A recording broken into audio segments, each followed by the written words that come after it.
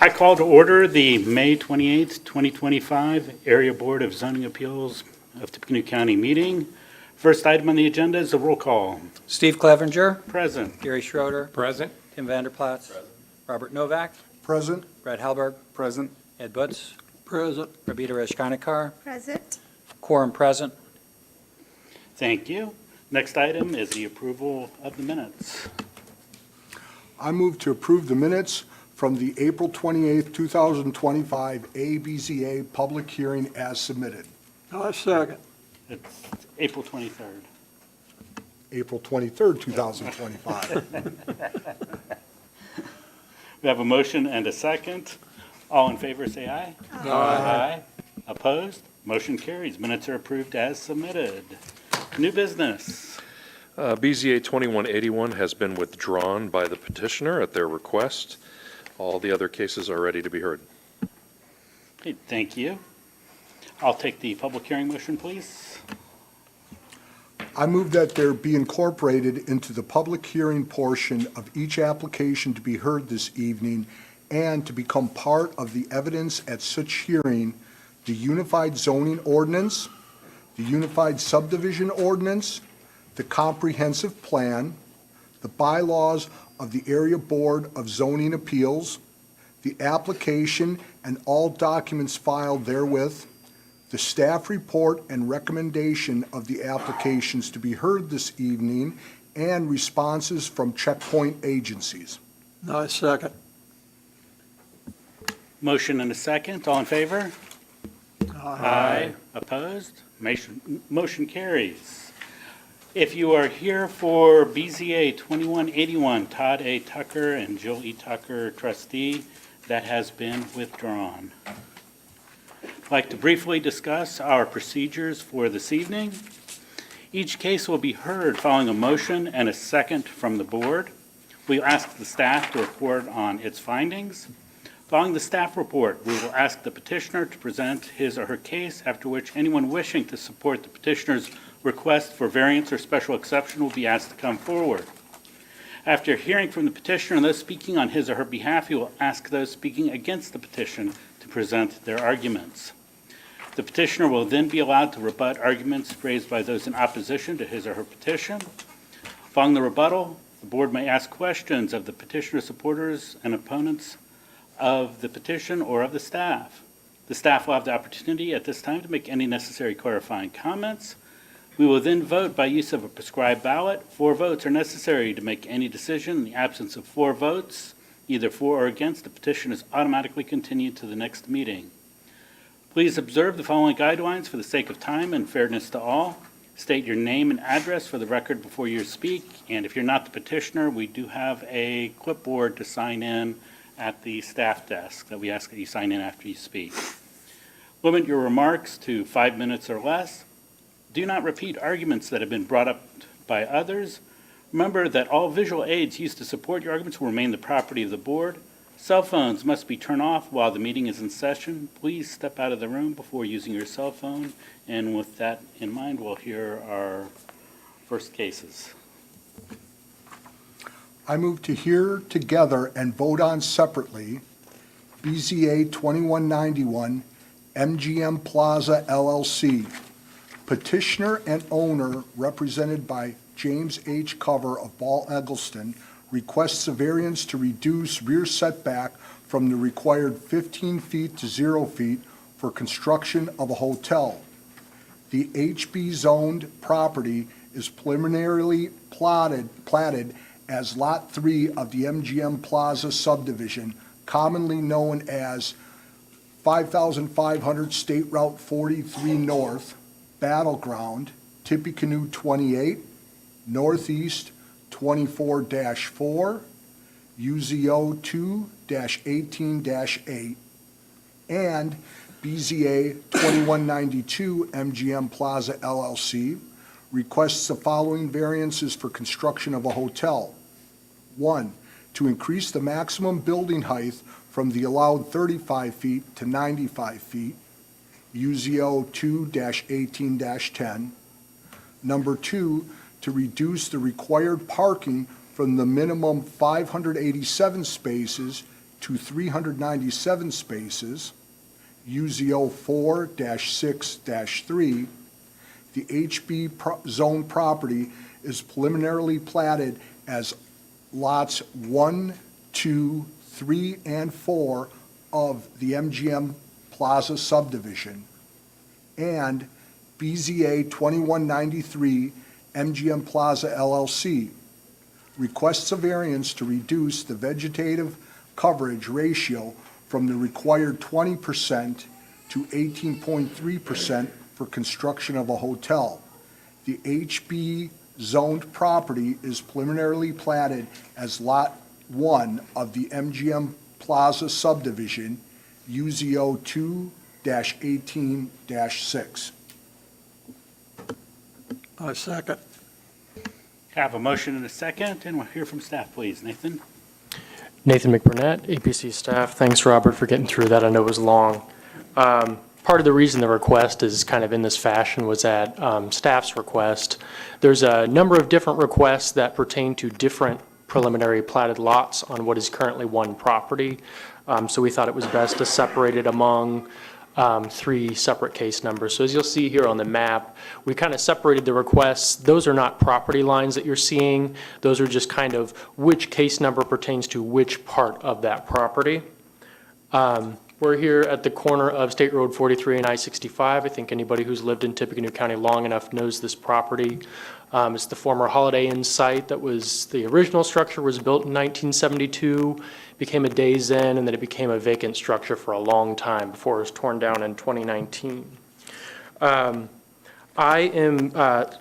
going to go through each of these cases briefly but separately, just because our recommendations are slightly different on each, and there's different findings of fact to discuss on each. We're currently working through the MGM Plaza subdivision right now, so this is happening. We did a site plan review and identified these variances as being needed in order for that subdivision to continue forward. So it has gotten preliminary plat approval, just not final plat approval yet. So starting with that 2191, this is, let me see, the to reduce the rear setback from the required 15 feet to 0 feet. So just to show for reference which property we're at. So this is what would be Hotel 3 on the site plan. I know it's hard to see. It's on the northern portion of the site. The rear setback, it's at 0 feet because it's attached to what is Hotel 2 behind it. So that's what's being proposed, and that's why we have that request. So as I'll mention kind of throughout all of these cases, staff is of the opinion that the only reason why we're here hearing these variance requests is because of the proposed subdivision. So if it were not because of the proposed 5 lots, staff is of the opinion that none of these variances would be needed. It's the actual lot lines themselves that's creating the conditions where the variances are needed, all but maybe including the parking variance in one of the separate cases. So in this particular case, because it is the subdivision itself, the proposed subdivision that's creating these conditions, staff is recommending denial, and that's simply because the definition of hardship. Self-imposed situations include any result of land division requiring variance from the development standards of this ordinance in order to render the site buildable. This kind of fits the bill of that definition. The proposed lot lines are creating the difficulty with being able to conform to these standards. So the remedy that we see as staff is that if the subdivision were proposed in a different orientation, a single lot subdivision, or maybe there were fewer lots proposed, that would be the easiest way of being able to avoid many of these variance requests. So for 2191, which is the setback variance, we don't see an unusual or unnecessary hardship here. So that is the reason for the denial. But if approved, we're suggesting that the petitioner provide cross-access easements between the lots, either on the final plat or as a separate document referenced in the final plat There has been some concern about how this property is going to gain access. It'll be through an easement on the neighboring property to the north. So just to kind of show you here. So to the north, there's a proposed truck stop, the Quick Trip truck stop, and the easement will essentially go right along that northern lot line of this current property, and it'll access onto Northgate Court. So it won't, there's an existing driveway that kind of fronts that adjacent property. It's my understanding that easement has been vacated and it will not be used. So on the site plan and rendering, this is the rendering that we have. That driveway that's shown going kind of off to the north won't actually exist for the purposes of this site. That easement no longer exists. So just wanted to clarify that. Moving on to 2192, we have the proposed height variance and the parking variance. The parking groups that are applied to this site are parking group 21, which is for a hotel, and then parking group 19, which is the standard that would be applied to the banquet hall. They have to be applied to these separately because each of the hotels is presumably going to be operating separately, as well as the banquet hall operating sort of independently as its own entity, so we had to apply those parking standards separately. The height variance, again, if it were not for the proposed lot lines, staff has calculated that they would actually be permitted a higher height than what they're requesting because of the provision in our ordinance that allows for exceeding setbacks. If the proposed project exceeds the minimum setbacks, they get an additional 2 feet of height per 1 foot of the amount that they've exceeded. So if this project were platted as one single lot, they would exceed the minimum setback by at least 30 feet, which would allow them up to like 105 feet in height, which is more than what they're requesting. So again, the main reason for the height variance, while we're recommending denial, is because the situation is self-imposed. The lot lines that are being proposed are the reason why they're here, which, as per the definition of hardship, is not a hardship. And for the parking variance, because the parking groups are being applied to each of these lots separately, that's also part of because they're being platted separately, that's another reason why that request is so dramatic. They're asking for a request of, I think, 0.68, what the parking standard would be for the whole site, the aggregate. Specifically for the banquet hall, that's where most of these spaces are going to be needed. I think there's 260 spaces that are required for the banquet hall because the parking standard is applied to the gross floor area of that building. If it was platted as one single lot, we would apply the parking standard to the net floor area of the eating and drinking space, which could be arguably the 10,000 square foot banquet service area that they're proposing. So if you see that there's a difference in how that standard could be applied, and the requests that they're making could be reduced if not for those proposed lot lines. And so for those reasons, staff is recommending denial on both of those requests. If approved, we're proposing the following commitments. Again, the petitioner will need to provide cross-access easements between the lots, which we currently don't have. And then the petitioner will also have to provide a parking agreement between those lots too, which we don't have, but the petitioner has indicated that's something that they plan to move forward with, presumably once they're past this stage. The last request, BZA 2193, which has to do with Lot 1. It's on the southwest side, Hotel 1 on the site plan. The vegetative coverage request is to reduce from 20% to 18.3%. The building and the combination of the building height, the proposed building height, and the parking are presumably what's making it hard to meet green space coverage. But again, if the site were platted as one single lot, or at least fewer than 5 lots, the green space coverage could be met. I mean, the green space coverage for the entire site with this proposal would be met. It would be at 28% roughly. So it's not impossible to meet that.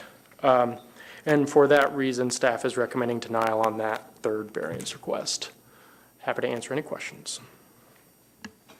Thank you. Petitioner or his or her representative.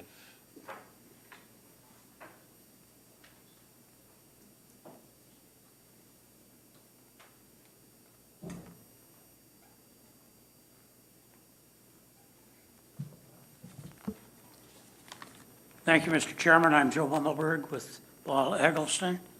If I might do one thing, I have brought along a young lawyer, James Cover, who is new to our firm, and he's here tonight to start to learn how the planning processes of Tippecanoe County work. And I only hope that I'm a good teacher.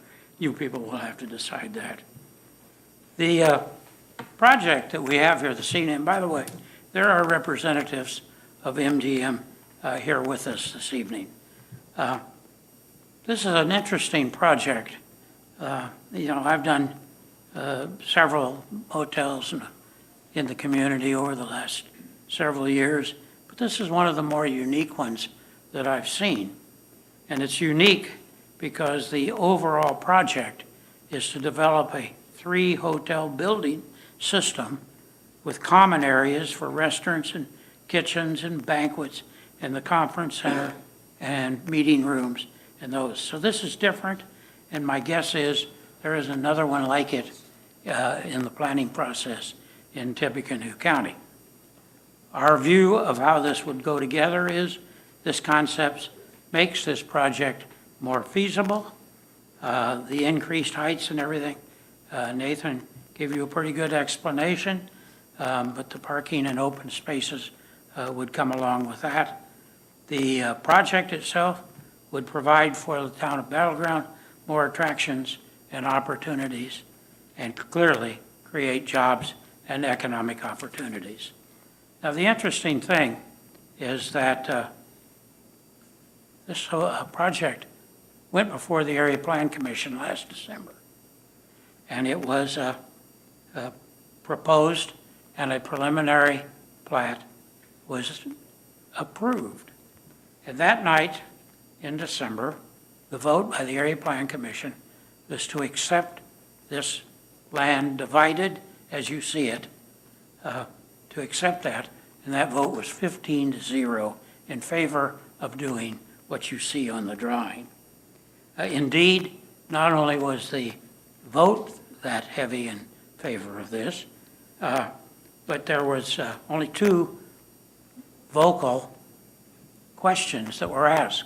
One was Mr. Schroeder, who wanted to know if there was anybody here to comment, and there was only one person, and that was a representative, I believe, of Battleground, whose position on the meeting was that they were excited to see this property happen. So the other thing that the minutes do not reflect of that meeting is that at no time during that meeting, in the minutes at any rate, at any time were all of these problems with variances laid out.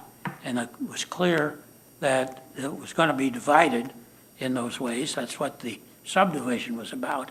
But none of this variance business was ever discussed at that time. It was assumed by the client that those matters, mostly all, are developmental issues. And when you do a project like this, they will come to bear when the development stage comes and the building permits and the building inspectors are there. Now, there's another interesting fact. If you go look at the staff report, there are comments in the staff report about the project. I will read one to you. It's about one of the variances. Granting this variance will not be injurious to the public health, safety, and general welfare of the community. All of the lots will presumably operate in coordination with each other, and there is no injury to be caused by that. There is also a provision in the staff reports of that night, and tonight even, that what they are asking to have done here will not substantially adversely affect any of the neighbors at all. So what we have here is a series of requests really fall into the no harm, no foul, because there is a time and place when these matters will be judged appropriately in the planning process. That's essentially the fact about the entire matter. Now, the staff wants to have the parking cross easements and everything, and as I think he reflected, my clients know that that's a requirement, are willing to do that's a requirement, and that's a good time to do it. Put those in place when you're putting in the parking lots and everything. That's when it makes sense. So what I'm saying to you here is we have a series of variance requests that we would ask for approval on that will have no harm to anyone. Again, as I said, literally the no harm, no foul kind of calls. And these will be all taken up in the development of the lots as they come about. There's only one small question in there. There was a question on the parking about whether or not that if that variance was granted, that somehow that variance would inhibit the emergency vehicles and the fire equipment, which again, I think is one of those things that when they start to put the lots on the ground and everything, they will do that. But I will leave Mr. Butz's background to tell us whether or not that's truly a real problem on this kind of a case at this stage of the case. The variances here, in our judgment, can and should be granted. The reason that they can be granted and should be granted is that there's no harm to the public in any way, shape, or form. They just transfer the time of development on this to when the developments truly occur. And again, like I say, this has been before the Plan Commission in an affirmative vote, which was given the 15-0 with no comment by anybody. So this is really not something that we should make a huge problem on something that should come about at the time of the development. So on that behalf, I respectfully request that these variances be granted so that my client can go to the next steps on this case. Thank you very much. Thank you. Anyone wishing to speak in favor of the petition? I should say petitions. I'm Greg Jones. I live at 102 Tipton Street, Battleground. I'm here representing the Redevelopment Commission for Battleground. And obviously, the town and I think the residents would be excited to see this redeveloped. We obviously have concerns, and I think the main concerns are the parking situation. I just don't see how you have that many, if we have a full banquet house and full rooms, where are they going to go? And quick trips, by the time this develops, will probably be in place, but we don't know that for sure. And the only other question that we've had is what they're really thinking about doing as far as the stormwater retention. They show it in that one easement area, but we're not sure if that's adequate or even a reasonable request. So that would be my comments. Thank you. Thank you. Anyone else wishing to speak in favor of the petition? Anyone in opposition to the petition?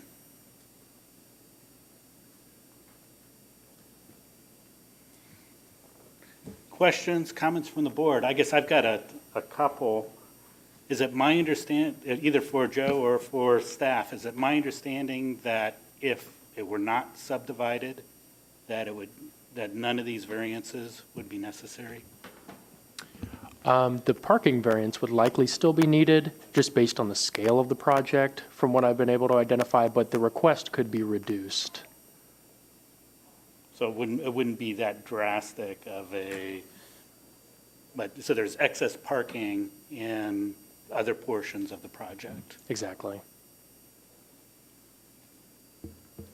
And I guess another question that I have for petitioner, is this going to be developed in phases, I'm assuming? And that's one of the reasons for the subdivision, that not just...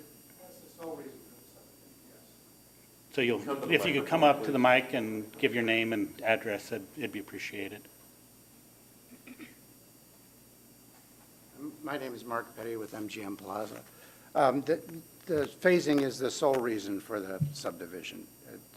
It's going to be an $80 million project. We can't do it all at once. And we can't tie up the whole property as each one's being developed. Thank you. You're welcome. I also have some questions. As it pertains to the retail outlots, now I understand having the different parcels is good for future development and as it phases into more businesses, but for the retail in that corner, nestled in the back, kind of far away from the access point to the whole property, from a marketability standpoint, now I'm behind this project, it sounds like a good development, and I know it has county approval. Now we have the variances tied to, because there's multiple lots, but with the retail center back there, what's your marketing strategy for that? Or is that something later in the phase? Because it seems like that would be something that would be more complementary kind of businesses to the hotel and development. It just seems like when people drive all the way back there, I just don't want to think about maybe future vacancies of storefronts. That's just more my question when it comes to that. Understand why you wanted to develop it this way and asking for the variances.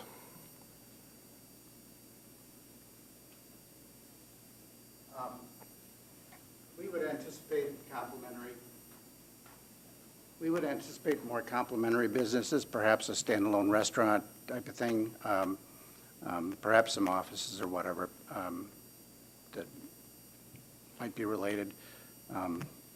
We haven't started marketing for those spaces yet, obviously, but.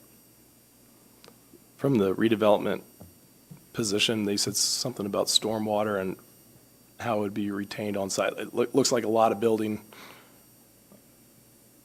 in one area. Has there been concern about the amount of water from the parking lot and all the other structures, roofs, and I mean, has that been a concern of Battleground? The staff report says that the drainage on the site will be reviewed by Butler, Fairman, and Seaford.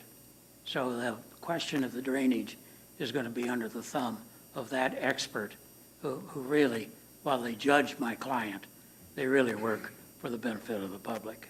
And that's what they get paid to do. We can all appreciate that. But the questions that you're asking are going to be in the development phase with this expert to look at the drainage. Yeah, still good questions when we're asking about multiple variances tied to more parcels being added to a space. That I know it's been approved. It just seems like, especially with that corner, that's where my questions are coming from, marketability. Nobody wants vacancy, and if it could be used for, but we'll see what the report says about watershed. I appreciate it, Mr. Boneberg. Yeah, okay. It's worth noting on that point that the relative to stormwater management, say for some reason that something needs to be provided on site, some sort of, and this site plan, as you see here, can't be built. They'll have to come back here. Mm-hmm. So you get another chance at bat if that site plan changes. So this approval locks them into that, what you're seeing there. And so if anything post-approval, if approved, that happens with respect to what BF&S is going to do as the town's engineering consultant or some other issue, if it impacts that site plan, that site plan can't be built, then they'll have to come back here to, with the new variance case, potentially to adjust what they originally wanted because of something unforeseen further down the road. So I suppose if I was them, I'd hope that got our did our homework, so we don't have to come back to the well again. So just wanted to make that point. Thank you. And I guess I do have a question for our attorney. Do we need to add a condition about the cross easements, or is that part of the petition? Yeah, that's adequately covered by Mr. Bumbleberg's comment, committing them to it, Okay. and it's part of the record, so I think we're fine on that. Thank you. Go ahead. Staff, when you went over regarding the parking and difference between the hotel, banquet hall, et cetera, the two outbuildings for retail, how do they figure in? Are they based on the square foot according to the hotel on that lot? Or where did the parking for the retail spaces, how did that come into the figure? When we were talking with Mr. Bumbleberg and the representatives of the petitioner, we were talking about the whole site plan, and since the use for the retail spaces hasn't been identified, we're not able to determine what amount of parking would be needed. So we decided to keep it clean and separate that from the rest of the requests. And then once more detail is given about what's proposed for the retail spaces, we can sort of tackle that at a different point down the road. So we'll likely be seeing more variances for this site, specifically for Lot 5, the retail lot. There was also a question about property that's in different ownership that is actually accepted out of the site plan. It's kind of hard to describe. It's on the southeast corner of the lot. There's two very small lots that are shown on the site plan that there was questions about whether those lots would be acquired, whether there was consent that we could get from the owners, and we didn't receive any of that, so we decided that to be another reason to keep Lot 5 out of this request.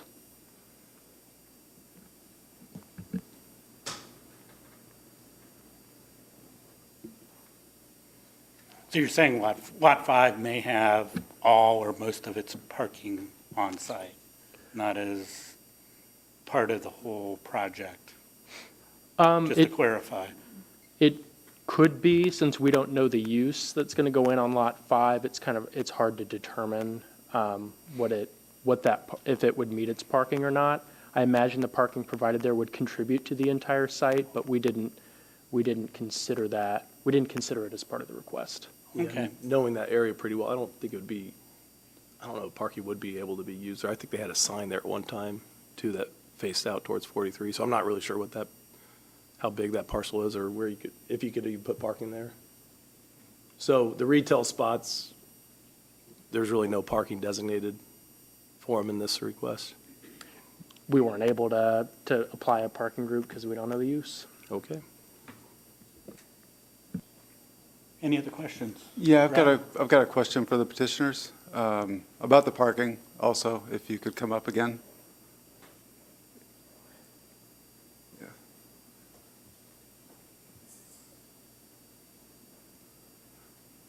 Sorry to have you keep walking back and forth, but. That's okay. So it sounds like a fantastic project, and the City Redevelopment Commission of Battleground is in favor of it. Just sounds like there's a question about the parking. That seems to be, maybe you can elaborate a little bit more on that, because I'm guessing that you want the best for your visitors. You want to make sure there's enough parking for people who are coming to the banquet hall or staying at the hotel.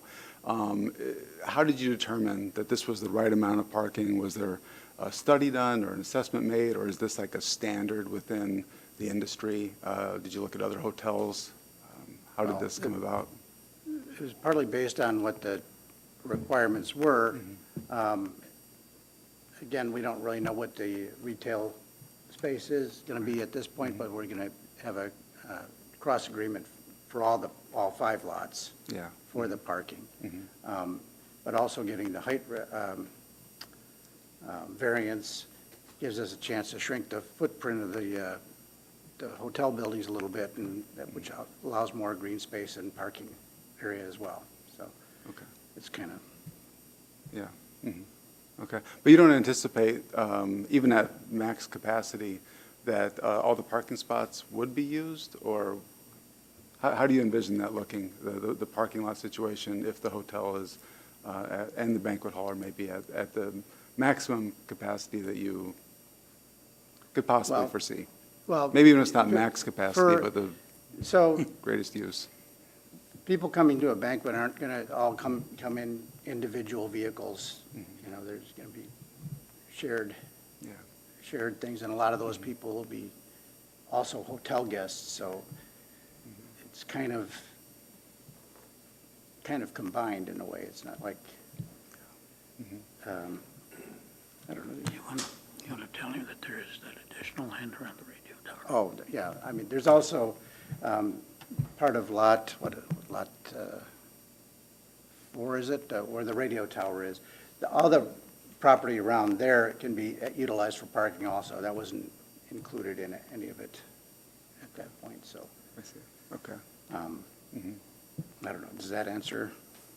Yeah, Other I think questions? that, yeah, I appreciate you coming back and Yeah, no answering. problem. Thanks. While I have you here, I may ask a couple of questions too, if you don't mind. Okay. Is the plan to have 3 different operators for hotel in the future? It's probably going to be, it's probably going to be one operator, one management company that manages the whole complex. As soon as we have the parameters on what we can build and how many rooms and everything, we'll narrow down who the franchisors would be. Okay. And go from there, but it's most likely going to be one management company with 3 different hotel brands. Franchise. Perfect. Thank you. Another question that I have, I see that the largest one was supposedly going to have approximately 120 rooms. Any idea how many total rooms? So I'm assuming that with 3 hotels, that'd be under 360 or 360 max. About 300 total. About give or 300 take, total? Probably Okay. a little over 300 total rooms is what we're anticipating. I think the drawing shows 320, right? 320? 100 That's correct. But maybe a few less than that. Thank you. Go ahead, Robert.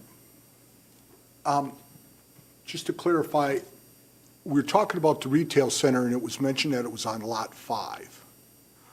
And Lot 5 is not currently we're going lots 1 through 4. The number of spots that have been figured out, was that including the spots that were on Lot 5 that appear on that? No, we could not include those spots, so the request just pertains to lots 1 through 4. We didn't even, I think we did a count of the Lot 5 spots, but certainly not for the purposes of these requests. Okay, well, that's what I kind of wanted to, because while everybody doesn't take a separate car to the banquet center, you know, there are the staff, you might have a band there, you might have presenters, you know, there's a lot more than just the people attending. And also with a location like that being close to the interstate, I would assume that you would end up having RVs or people with trailers. You know, you could have typically one car that would normally be thought of, but taking up 2 spots or maybe even more using that. Parking is a big concern there. I think we're doing a lot there, and there's really not the opportunity to park on the street like a downtown hotel or facility, anything like that. They have to go ahead and do that. When you enter in winter, you have to do something with snow.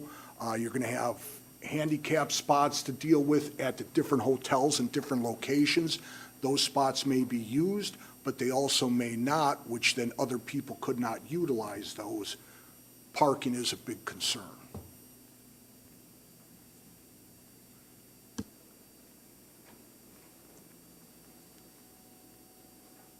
Any other comments or questions? Gary?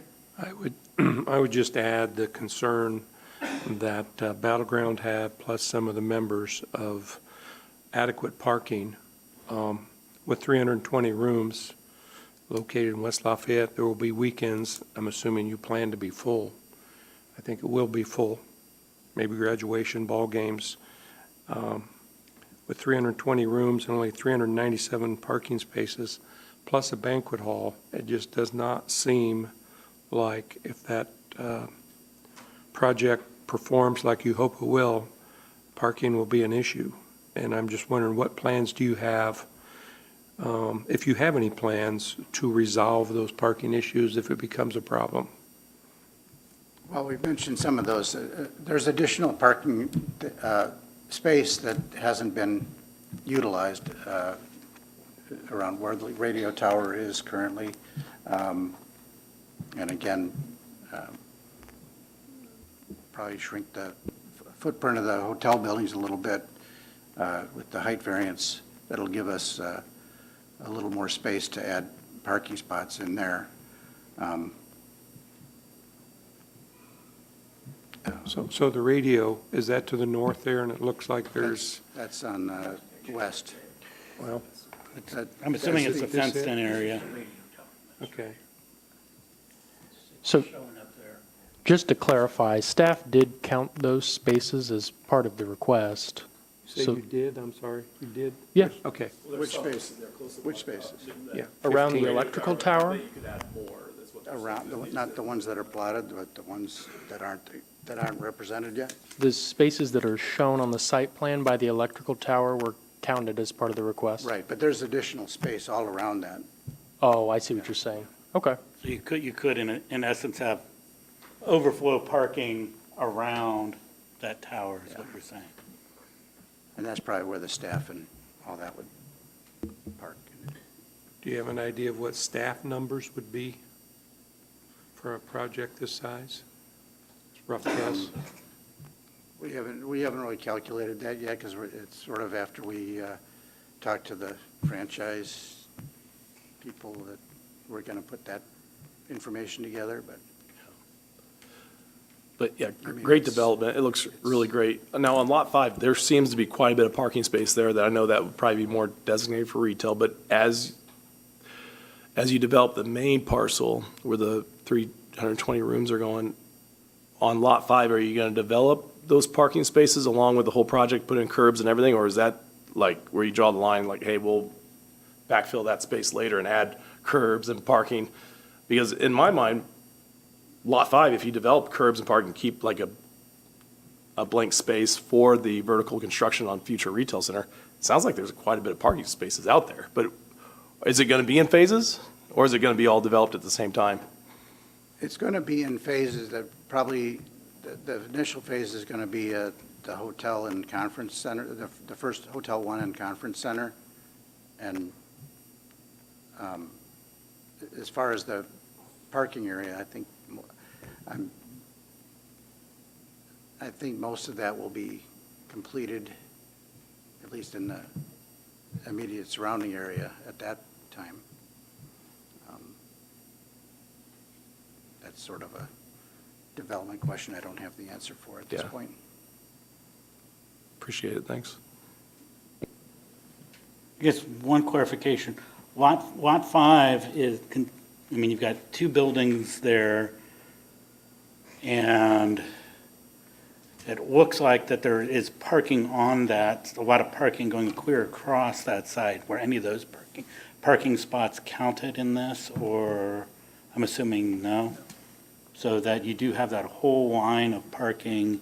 If I'm looking at the red lines correctly on the actual photo or the mock-up of this So you're looking at the rendering here? rendering there, correct? You've got that red line down the center that goes diagonally across the property. Yeah. With the two buildings out front. And so you do have parking all the way across that one side.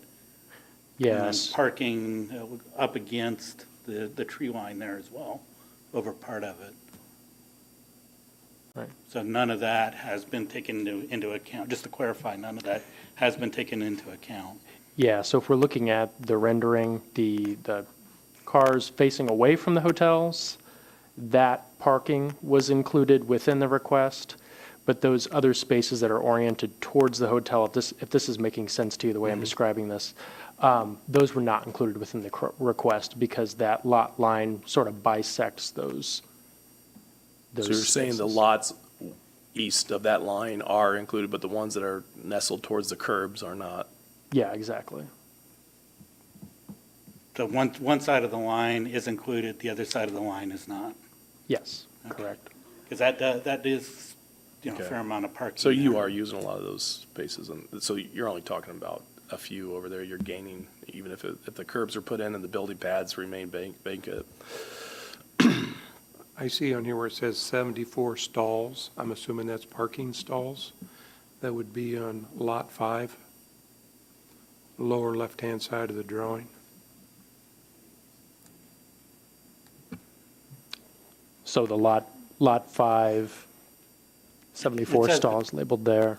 Between the two buildings, it says 74 stalls. Yeah. Is that part of the count or not? No, so it was staff's understanding those 74 stalls were just for Lot 5, because each of the lots has the parking labeled. And when we were counting spaces, we Okay. did not count those. Thank you. Just trying to make sure I understand the big picture.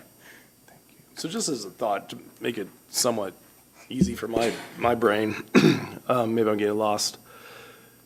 Would it be, with your parking variance that you're asking, if it was a condition where we say, hey, put in all the curbs, put in the parking in Lot 5, and then you can leave vacant building pads for future? I think the parking needs to be there. I'm not an engineer, I'm not an attorney, but if we're talking about parking, that's the crux of this all. Build the curbs, build the parking, and then you can have your vacant retail pads. Well- Develop it. Tim, one of the things, again, the way this is put together, is that when the development begins, then the calculations based upon the use of those buildings in Lot 5 will come into play, and then the numbers will all be calculated and make sense at that point. Yeah, that's when we get the retail And center. the other side of it is, the cynic in me tells me that the number code of parking spaces for places in Tippecanoe County right now, in our zoning code, is probably outrageous to Oh, I the agree, it's excess. outdated. I'll agree with you on that one, but the curbs are there, you're gonna have building pads that just sit there. Sure. Just put the infrastructure in, get us the parking. Yeah, but again, when the building commissioner looks at your building permit application, he's going to count that. Well, then you might need to add more spaces, and then Pardon? nothing will be built, but we have the parking for the hotel. He may tell us that we don't have enough, or he may tell us that we have more than enough. It's our approval, the variance, I'm just giving Yeah. some ideas. It's also true, too, that if something goes in that retail center that's going to require another parking variance, that's something that we're going to, if this is approved, that we would have to take a very hard look at, just because of the tight That's correct. parking. So it may be that something that requires lots of parking wants to go in there and can't because of lack of parking. Or you might have to reduce it down to one building and have parking on top of where the other building would be. Yeah. Who knows? You also have an alternate to add parking to the building in the ground floor or dig down and go to the basement. That's also an option if you need additional parking, if you don't have surface lot. Okay, Basement parking is a good option. It does add to the cost, but Right. if you need That would be an parking, option, correct. that is an alternative that you can explore. I think That that would could be be for a future thing. If the retail is really desired, they could probably do a two-story stack at that time. But right now, I make the curbs, make the parking, and then the retail is punted for another day. The parking needs to be there. I could go along with what has But the been, parking wouldn't be needed until the building and the use is there, correct? We're just talking about the hotel right now. Just- Right.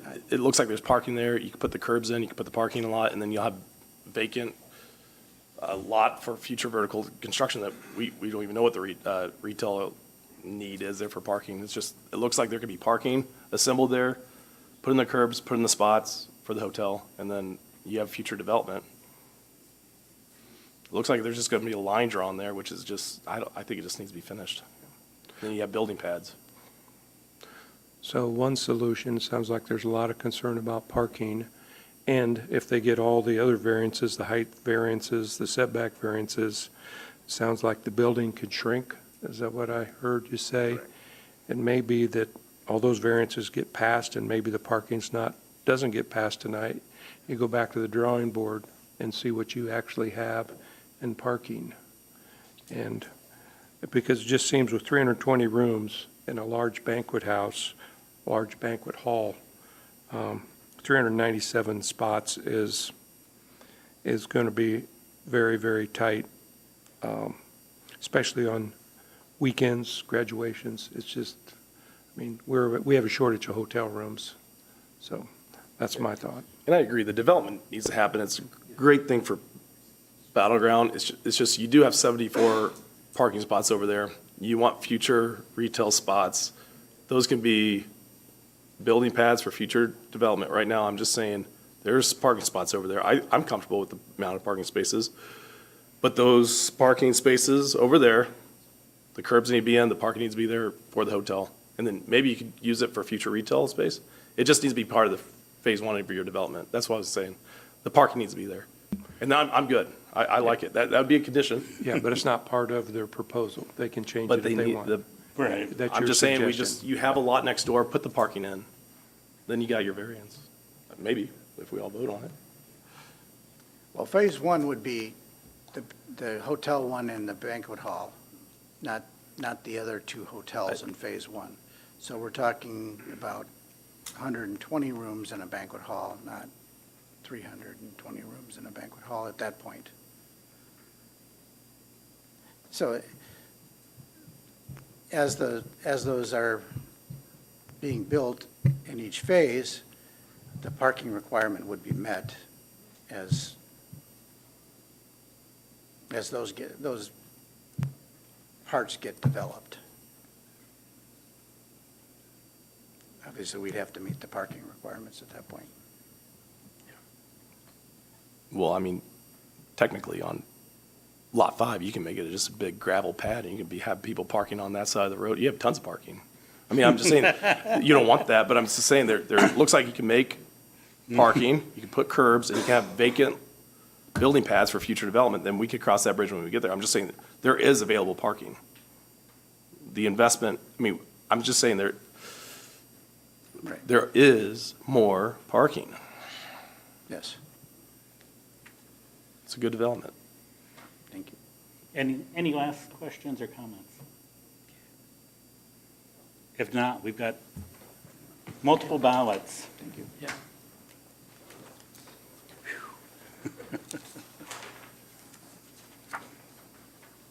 I'm just checking how they're written up. So this is rear setback, maximum height, reduced parking, yeah. Which one you want to do? Well, I mean, In order. they also have 91, 92 Oh, there you go. on them too, so 93. So there's two 92s just, Okay. yeah. As long as everybody's doing them in order.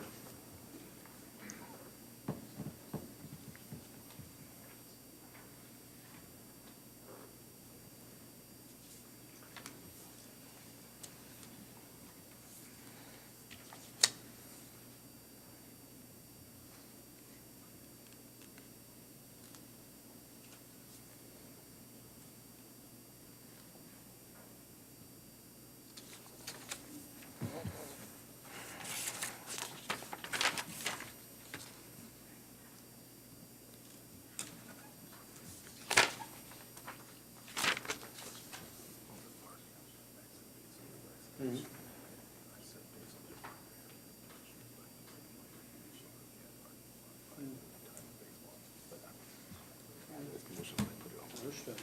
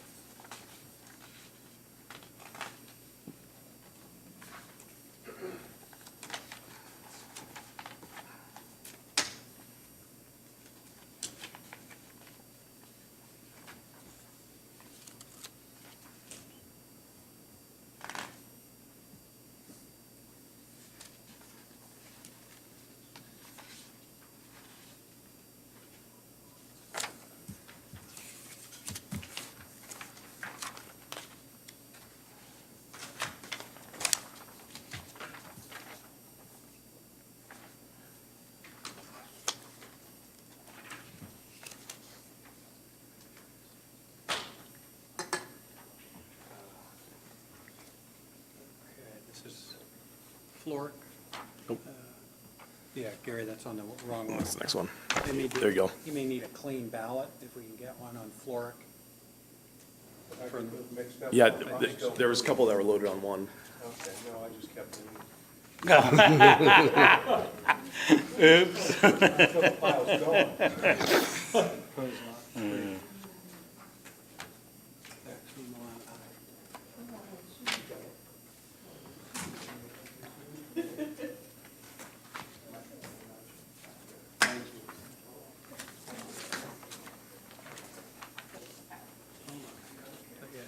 What are we stacking up? You have to keep them out of my way here because I'm not able to keep track here. I've Just been keep just going going, around yeah. We have all of them? Okay. Yeah, there's 4 ballots.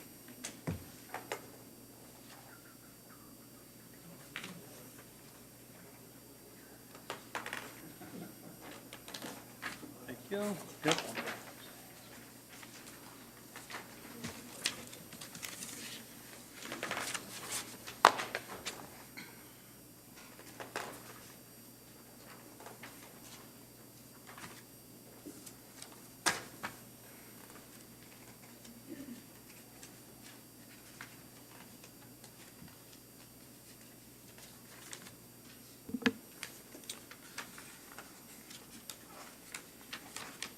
The first ballot is to reduce rear setback on proposed lot number 3. 7 ballots cast, 7 yes votes. Second is the variance to reduce required parking. Maximum building Yep, height. height. Thank you. Correction, variance to increase maximum allowed height.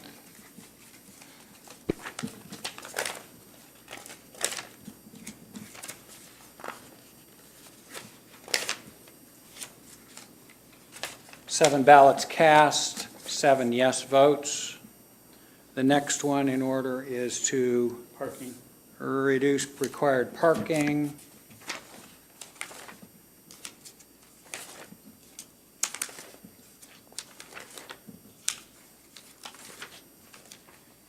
Seven ballots cast, 5 yes, 2 no.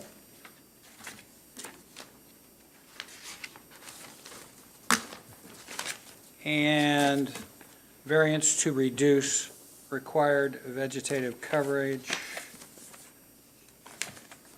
7 ballots cast, 7 ballots yes. All 4 variances have been approved. I will take our next case, please. I move to hear and vote on BZA 2195, Jeffrey and Jordan Floric. Petitioners and owners request the following variances for a proposed home expansion. 1, a variance to reduce a south setback from the required 6 feet to 1.2 feet for a new garage addition and to legitimize the existing 3-foot side setback. UZO 2-1-9. Number 2, a variance to reduce a front west setback from the required 25 feet to 20 feet. UZO 2-1-7. The R1 zone property is Lot 71 of Oakhurst Addition, Section 4, more commonly known as 1830 Sheridan Road in West Lafayette, Wabash 18, Northwest 23-4. Second. Have a motion and a second, and we'll hear from staff, please. Okay, good evening. Christine Rail, APC staff. We are on the west side, like you said, in Oakhurst subdivision, or at Oakhurst Addition. We have the Purdue Golf Course to the west, and then Northwestern Avenue runs along over to the east with a node of new neighborhood business there in the northeast as well. Come on. There's another geograph. And then up close, so we are in an R1 neighborhood, single-family homes surrounded by other single-family homes. Like it was mentioned, they are requesting a 1.2-foot side setback and a 20-foot front setback. Okay. And here's what the existing house looks like. You can see it's pretty close to the property line. Let's see, Sheridan Road is an urban classified as an urban road, and the site is served by public utilities. It was platted in 1949, and the house was built in 1955. And then, come on. Oh, sorry. This is not 22. There's the site plan.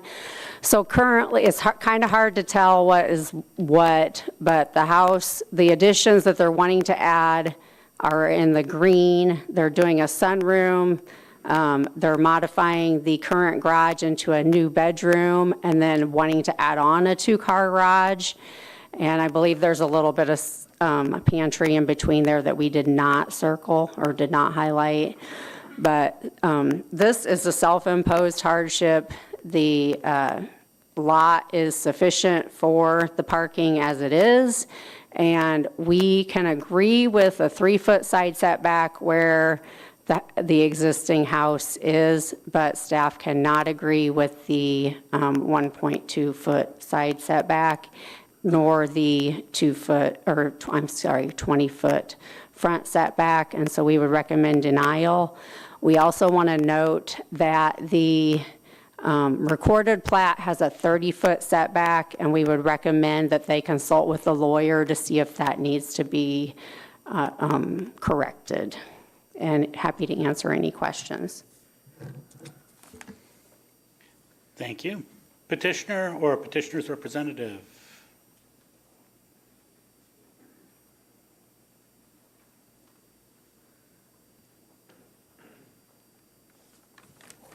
Hello, my name is Jordan Florick. Thank you for letting me speak today. I'm here to petition for the variance to reduce both the side and front setback requirements on our property at 1830 Sheridan Road. My request is to allow for a 2-car garage to improve the functionality of our home and growing family. As our household expands, having a sheltered parking directly connected to the house would significantly improve our daily life, especially when it comes to safely getting the young kids in and out of the car due to inclement weather.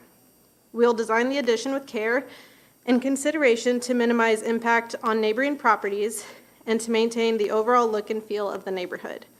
We believe this addition will not only meet our family's needs, but will also be a tasteful and functional improvement to the property. Thanks.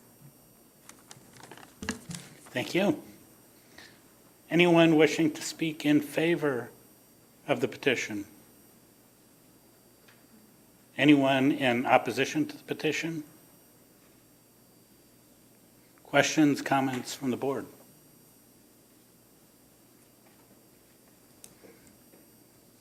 It's looking at it, I guess I do have a question. Is what is considered the new bedroom, I'm assuming that's the existing garage, and is that attached to the existing house? Or can you go in and out? I guess it looks like it's attached. Wait, the current garage? Correct. The current garage is not attached. There's a door to go to the backyard. So it's not, it looks like it's attached, but it's not. So that's why we would be adding, that would become a bedroom.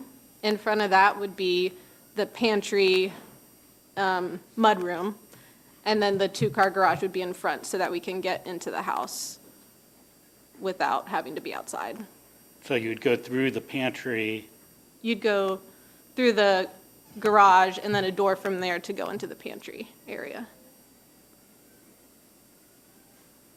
Pantry mudroom. And so it would now be connected. So I think the part in green that they missed was that in between. That might be confusing me. It says there's a place that's called Concrete Patio. I guess where is that? Am I looking at the right?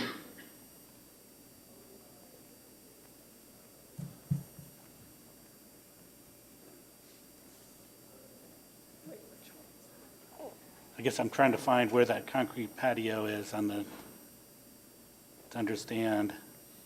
That's the, House, the middle part's the existing house, and then you have the. Oh, I'm looking at it upside down. So it's kind of messy between Yeah. what is the current garage that's not attached to the patio. That's just between the structure. If you see that main house is there. Right. And then the patio, and then you have the new structure, well, the structures that are being modified.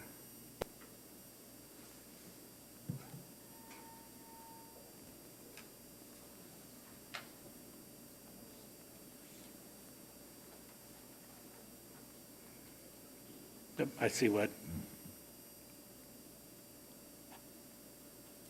Any other questions or comments? If not, we've got ballots.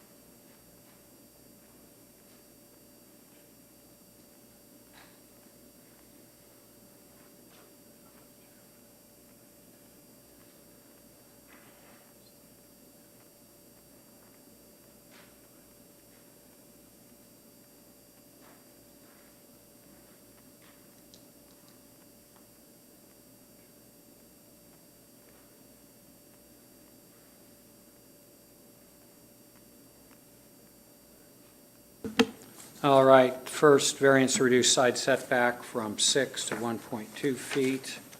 7 ballots cast, 7 yes votes. Second variance is to reduce front setback from required 25 to 20. 7 ballots cast, 7 yes votes. Both variances have been granted, and we'll hear the next case, please. Okay. Want to turn her mic off?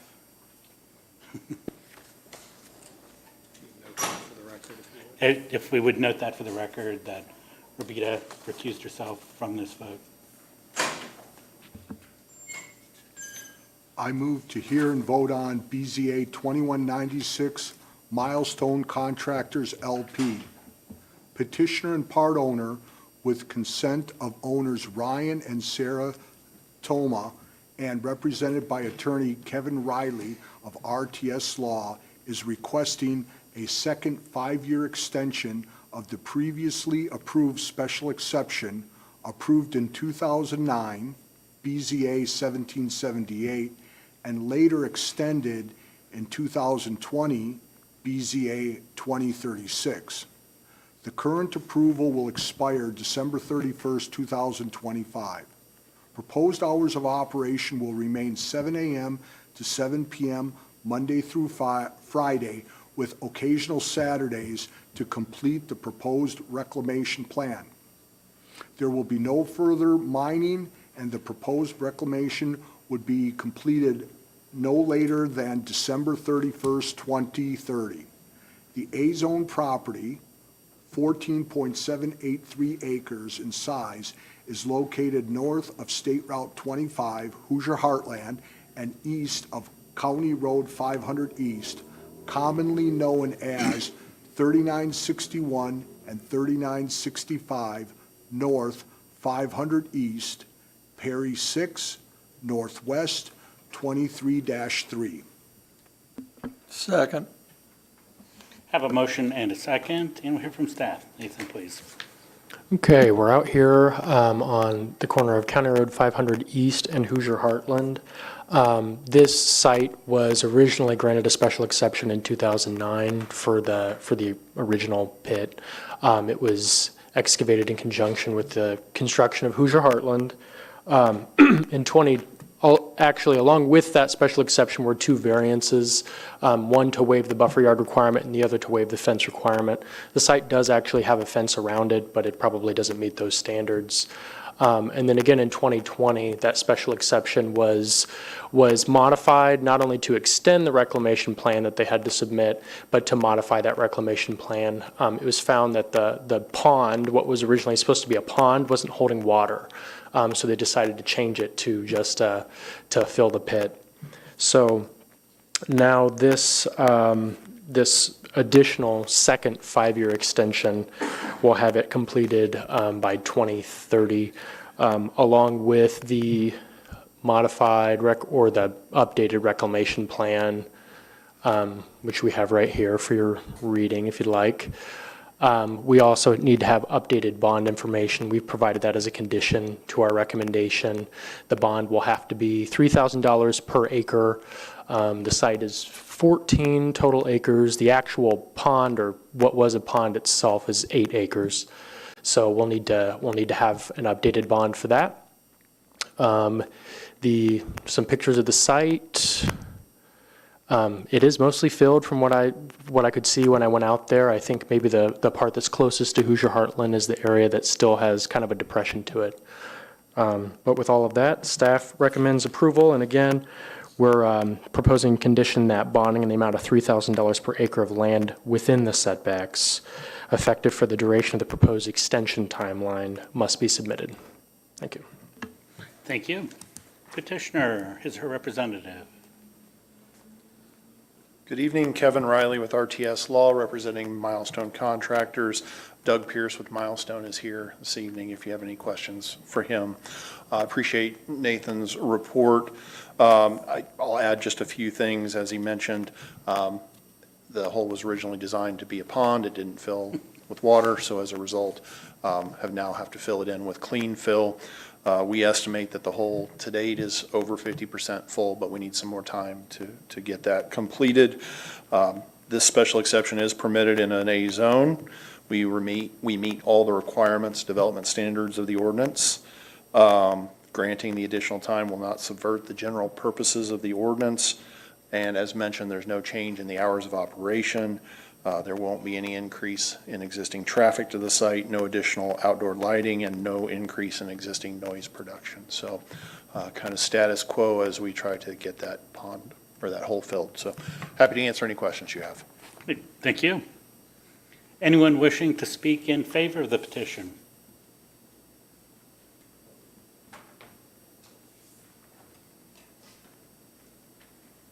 Good afternoon. My name is Dan Fleming. I'm raising a family at 3711 North 500 East, which is at the entrance to this site. And we are in favor of this proposition. I do have an ask with 2 caveats of Milestone. Number one, let's make sure that we're not hearing any tailgate slamming at 11:30 at night. It's kind of hard to sleep. And if you could address the board. Sure. Any clanking of treads, any banging of tailgates late at night, as long as we don't have that. And number two, if we can make sure that those triaxle trucks are moving slow so there's not a lot of dust, as long as we can get that assurance from our friends at Milestone, we are in favor of this project. All right. Thank you. Thank you. And if you could sign in, please. Anyone else wishing to speak in favor of the petition? Anyone in opposition? And would you like to rebut, even though it wasn't, I mean, that there were concerns? Milestone is fine with what's requested. They'll work with the neighbor on that, so appreciate And it. it's my understanding that it's 7 a.m. to 7 p.m., so there shouldn't be any tailgate slamming in that at 11 p.m. anyway. Correct. Is my understanding. Just so petitioner's aware of that. Thank you. Thank you. Any comments, questions from the board? Hearing none, we've got a ballot.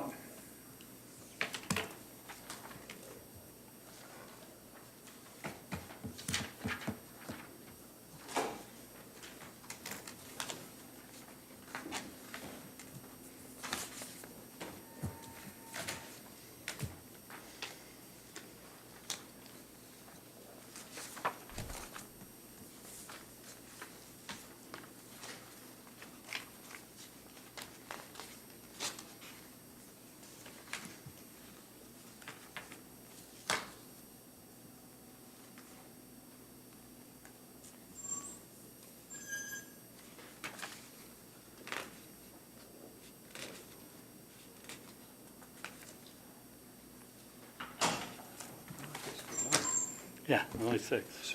6 ballots cast, 6 yes votes. That special exception has been approved, and welcome back, Rabita. And we'll hear our last case. I move to hear and vote on BZA 2197, Nico LLC. Petitioner and owner, represented by Kevin Riley of RTS Law, requests a special exception to allow for the expansion of an existing recreational vehicle park operating 24 hours a day, 7 days per week in an A zone.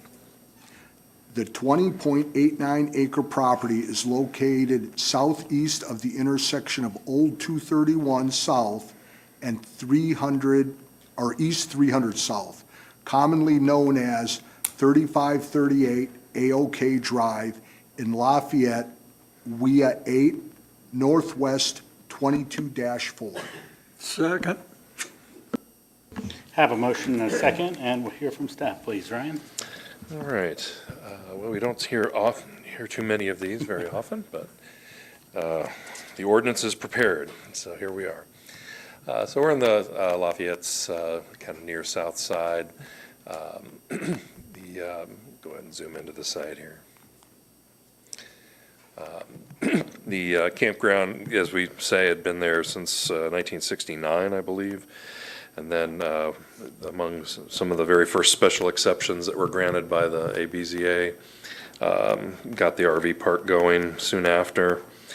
The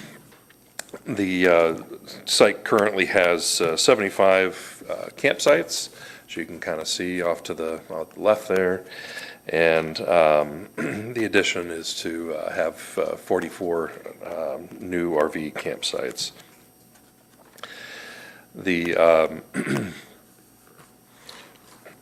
So the parking is not a particular issue here. I'm not going to go into great detail. It's in the report, but everything's accounted for, and in our opinion, and then some. There should be plenty of parking in that instance. There is, of course, city utilities available to the site, have been for a long time. In terms of the process for approval, the UZO requires the special exception, and then the APC actually has to do essentially like a subdivision approval later, so that would happen at another time, and would sort of be a condition that they follow through with here. But the city engineers sort of indicated early on that, the setbacks and buffering is all in place, and so that should not be a problem. So in terms of the tests, it passes the smell test as far as we're concerned, and so there's really nothing else to discuss. We are recommending approval. Happy to answer any questions. Thank you. Petitioner, his or her representative. Good evening again, Kevin Riley with RTS Law, representing the petitioner. Mentioned that Ted Reilly, a principal of NICO, the petitioner, is here, along with Kyle Betts with Chastain Engineers. They're available to answer questions if you have any. I think Ryan really covered it all. I'll just hit the high points in terms of what we're required to show. The proposed expansion, we think complies with the development standards as mentioned. This expansion does not subvert the general purposes of the ordinance. As mentioned, this area has been used as a campground since 1968, 69, and during that time, the expansion area was used to store some unused RVs. The hours of operation will not change. We don't anticipate an increase in traffic. The petitioner doesn't plan to install any additional outdoor lighting, and the noise associated with the use in the expanded area won't differ from what's already out there. So request your approval, and I'm happy to answer any questions that you have. Thank you. Thank you. Anyone wishing to speak in favor of the petition? Anyone in opposition to the petition? Questions, comments from the board? Hearing none, we've got a ballot.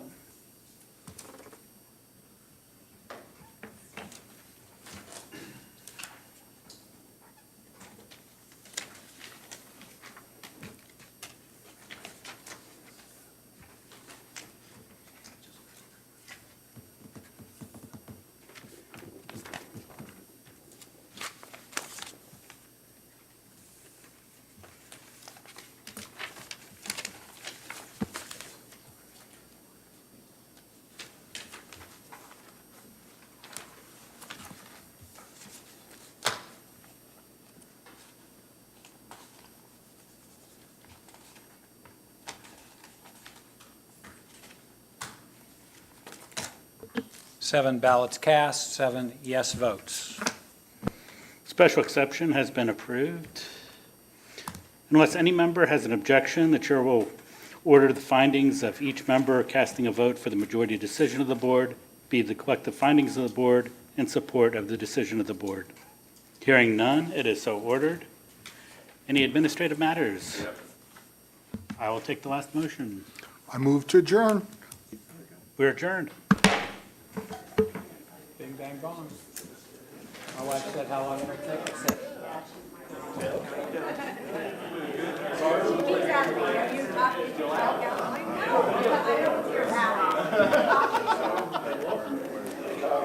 Exactly.